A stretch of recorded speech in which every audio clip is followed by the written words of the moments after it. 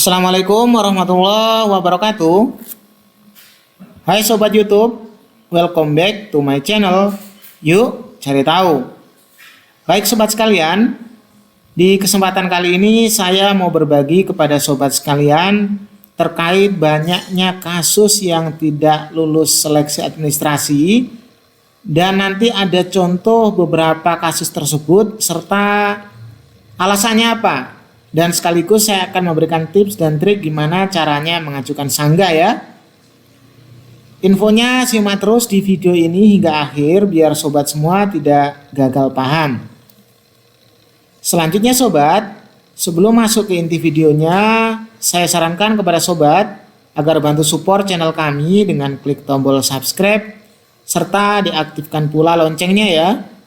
Nah sobat, bagi sobat sekalian yang lolos seleksi administrasi, saya ucapkan selamat ya, dan mudah-mudahan bisa lulus sampai tahap akhir nanti dan terakhir menjadi ASN ya.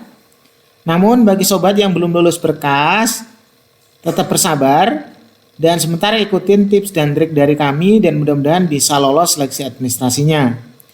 Berikut ini kami akan menunjukkan beberapa updatean terkait lulus dan enggaknya serta pengumuman seleksi administrasi CPNS maupun P3K ya. Pertama, untuk yang kalian itu CPNS atau melamar CPNS, itu pengumumannya udah mulai dilakukan dari kemarin, sehingga silakan akses langsung ke sistemnya SSCASN ya.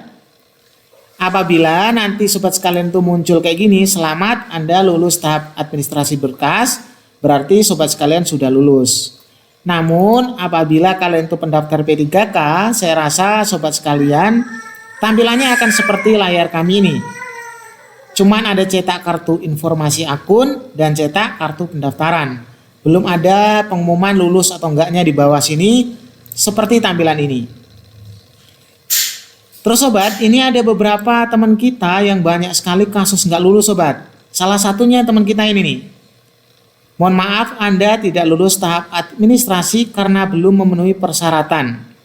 Alasan TMS dari verifikatornya ini, masa berlaku akreditasi tidak sesuai pada saat kelulusan. Sobat perhatikan ya, apabila masa akreditasinya itu ternyata sobat punya itu bukan pada saat kelulusan, bisa nantinya itu nggak lulus. So hati-hati sobat, misalnya sobat lulusnya tahun 2012, itu akreditasinya misalnya B atau C. Terus sobat itu universitasnya atau program studinya di tahun ini bagus tuh A gitu. Terus sobat upload yang bagus itu, jangan harap bisa lulus sobat. Karena ada kasus seperti ini nih, yang diminta saat kelulusan, tapi sobat upload yang sekarang, jadi nggak bisa, harus sesuai sobat. Ini kasus pertama sobat. Kita lihat kasus kedua. Ini juga nggak lulus, alasannya kayak gini. Kualifikasi pendidikan tidak sesuai dengan formasi yang tersedia. Contohnya kalian mau melamar misalin ya fisika khususnya untuk laboratorium, tenaga laboratorium yang dibutuhkan itu S1 fisika. Sementara sobat itu S1 pendidikan fisika, jadi nggak bisa ya. Ijazahnya itu pendidikan, tapi yang dibutuhkan itu fisika murni. Karena nggak sesuai ijazahnya, maka dapat dikategorikan TMS. Seperti kasus ini. Kita lihat kasus lain sobat. Ini ada lagi kasus dari teman kita. Mohon maaf Anda tidak lulus tahap administrasi berkas lagi. Di sini alasannya kayak gini. Pada surat permohonan tidak menyebutkan formasi jabatan yang dilamar. Yang disebutkan formasi jabatan umum. Seharusnya menyebutkan formasi jabatan terampil bidan misalnya. Hati-hati sobat, ini cuma gara-gara nggak menyebutin secara spesifik aja langsung auto gugur. Syarat administrasi yang tidak terpenuhi seperti itu ya.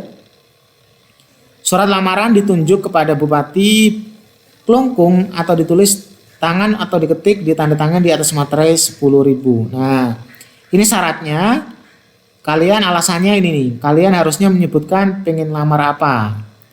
Formasi jabatannya misalnya bidan ya bidan, ini nggak disebutkan maka auto gugur. Masih ada lagi sobat, ini alasan berikutnya. Ini lagi teman kita itu alasan gagalnya surat lamaran yang diunggah bukan dipindai dokumen asli atau bukan pindahan dokumen asli.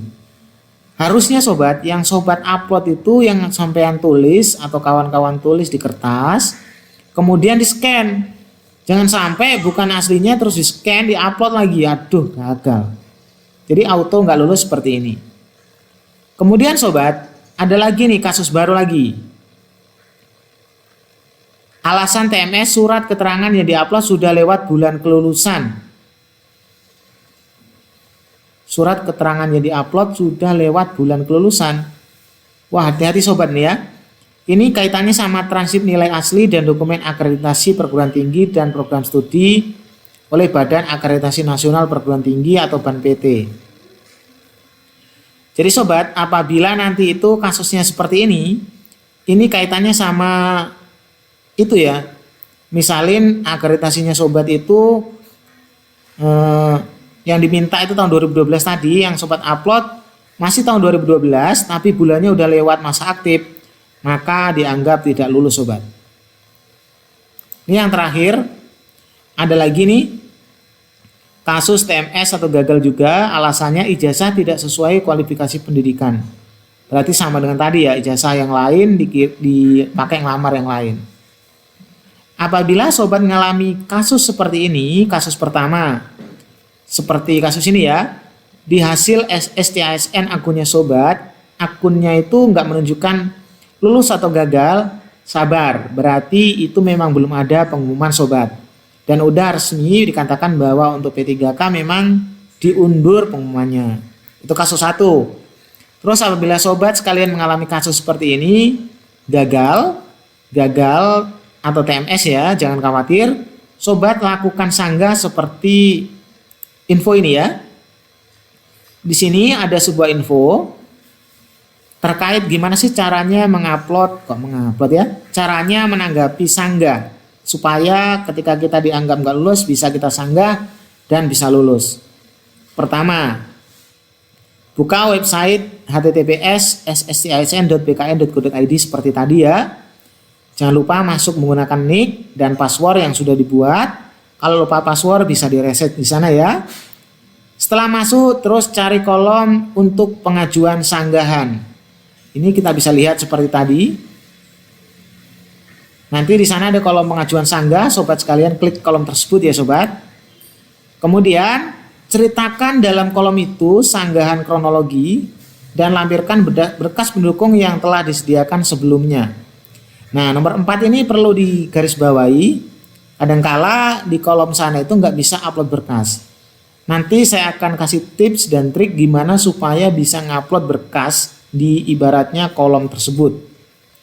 Tapi sebelum itu silakan tulis kronologi kenapa sampai kira-kira sobat melakukan kesalahan tersebut, atau kira-kira gimana supaya meyakinkan pihak verifikator supaya sobat itu bisa lolos. Dan pastikan sanggahan itu ada bukti pendukung seperti yang sudah sampean upload semuanya ya.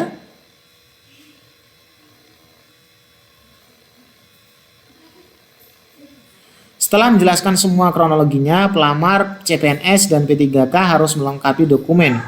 Jadi kemungkinan nanti bisa ngupload sobat ya. Nah, tapi perlu diingat sobat, dalam hal sanggahan panitia seleksi dapat menerima atau menolak sanggahan atau keberatan yang diajukan oleh pelamar. Jadi harus ibaratnya sobat harus hati-hati, atau kalau perlu cari nomor HP-nya, telepon dan minta diluluskan sobat ya. Oke sobat, demikian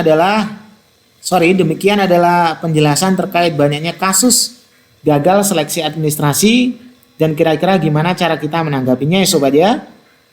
Terima kasih sudah menonton video ini, mudah-mudahan bermanfaat ya. Assalamualaikum warahmatullahi wabarakatuh.